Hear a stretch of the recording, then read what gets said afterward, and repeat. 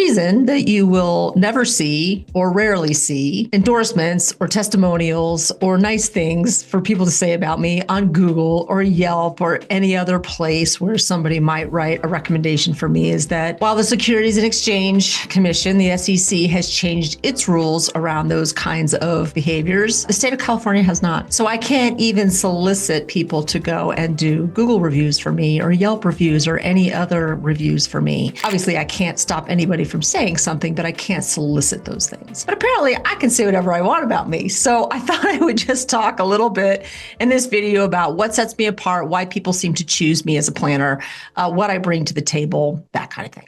Here's what I think brings people to my office more than anything. And that is that I have a legal background. I've got my law degree and I practiced law for a couple years. And I practiced maritime law, by the way. So those big giant container ships that you see out on the bay, some insurance company insures those containers in transit. And you'd be amazed at how many of them get pilfered and fall overboard. Or, there's just partial or complete failure to ship the contents of those containers, and my firm would get hired to decide whether or not to pay a claim, and if we paid a claim, whether or not to go after who did wrong to get the insurance company's money back. So it really has nothing to do with financial planning at all. But a law degree is such a great tool for financial planning, and here's why. Number one, I love tax. I think that's super fun, and that's law, right? We pass tax laws. Estate planning is also a really big piece of what I love about the law, right? And that's all done by legal means. So I have a capacity to understand what the law's intentions are, how they work, the practical applications. It's really interesting to me, and I like to apply that in my clients' lives. The other piece of having a law degree is that it's great issue spotting skills.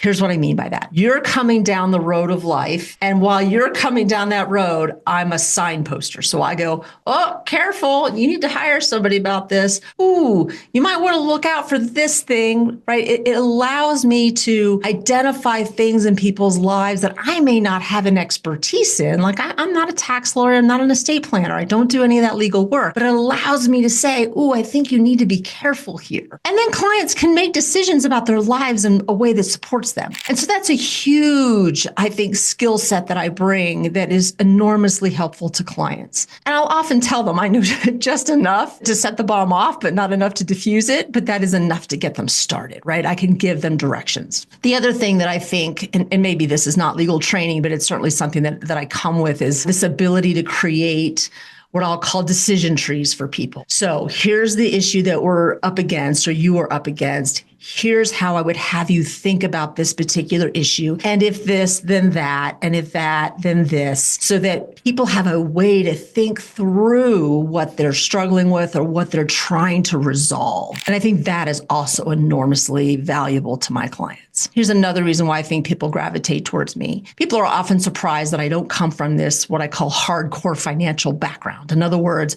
I am not a master analysis person of the markets. And I have lots of colleagues who are, and they're fascinating to listen to, right? I enjoy what they have to say and what they have to bring to things. And I love that they do that analysis so that I can piggyback on it, quite honestly. I don't spend my days deciding what stocks and bonds you should own. And people find that to be very strange, at least initially. But look, you can hire that out. And I have hired that out. And I've hired it out to people who I think are extremely competent at that. I cannot amass the CFPs and CFAs, the number of certified financial planners and chartered financial analysts and, just these massive brain trusts that these firms have, or the firm that I have that I use. I can't amass that in my office, but I can get that from my clients. And my clients get to benefit from that because oftentimes my clients don't have $10 million to invest, but they can get the brain trust of people who do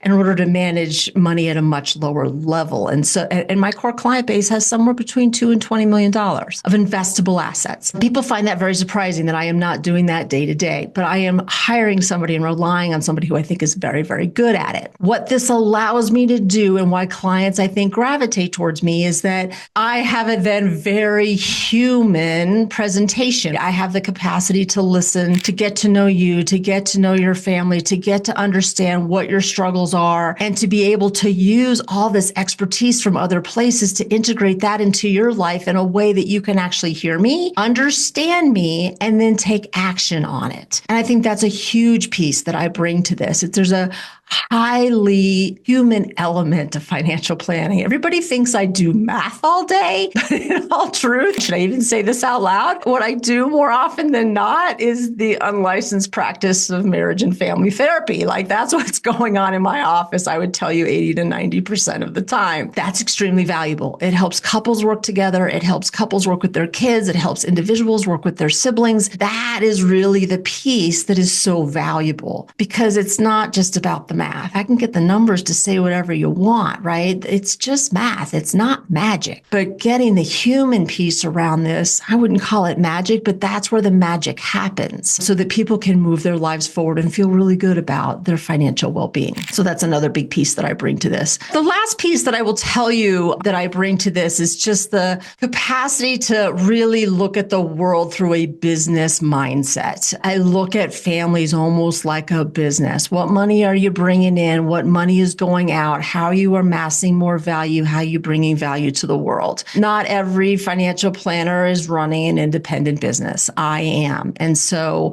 I wear a lot of hats during the day. Like my kids will ask me, like, what do you love about your job? And I always start with the things that I don't love, right? Like I am the head of compliance, I'm the head of marketing, and I'm the head of sales, and I'm the head of IT, I am the head of bookkeeping, and I am the head of getting our taxes done. Like all of those things. Like I have to do all those things. And I outsource 90% of it, but I still have to fall on those swords, right? I'm still the one that's in charge. That part of it doesn't always light me up. But that moment when a client is in my office and I watch their worlds collide, because so many of my clients have been do-it-yourselfers for a very long time, been managing their money and doing it well, even if by accident, right? They've just been managing their careers, living within their means, saving money, even if it's just in their 401ks. Like they've been doing what I will call do-it-yourself or financial planning. And they land in my office and they've often been doing these things kind of by rote. And when I see their worlds collide and now they can actually see, oh, wow, I can send this kid to college. I can leave this job and move on to what has heart and meaning for me, even if I'm not getting a paycheck. When they start to see what they've been doing in the past and how it's going to move their lives forward all of a sudden in a completely new way, like I love that moment. So it's this piece around being able to show a client, okay, here's where you've gone and here's where you're going. And again, I bring sort of a business mindset to it. They're able to go, oh, wow, look, my life is working and I can do these things. Like those are the moments that I really love about my job. So when my kids ask me that question, I'm like, here's the moment that I love. And I'm not even sure that they really understand what that means, but it doesn't matter because it just brings me such joy. And that's the part that they see. Last thing that I'll say about what attracts some clients to me is that I'm female. I find that to be a little strange. Oddly enough, I would say probably at this point, only about 20% of my industry is female, which I think is tragic because I think it's a phenomenal career for women. It provides a lot of flexibility and it taps into those things that I think that we are so good at. And that is, creating human connection and caretaking and making sure that people are going to be okay and are doing the right things on behalf of their own lives. So I think it's kind of sad that there aren't more women in this, but I can't tell you how many times somebody has called or reached out to me as a prospective client and has said, you're the only female name that came in the list of the people that I got. And I don't know that it makes that big of a difference to them, but I know it is one thing that has attracted many clients to me. So those are the reasons that I think people come to me. Again, I can't ask for Google reviews and Yelp reviews and that kind of thing, but I will tell you that clients often have a transformative experience in my office and they really appreciate that I am here keeping an eye on the ball, making sure they're staying on track with their financial well-being and feel like I am adding value to their lives. May that have been at least a little helpful for you. I'm Jessica Lanning. Lanning Does Planning.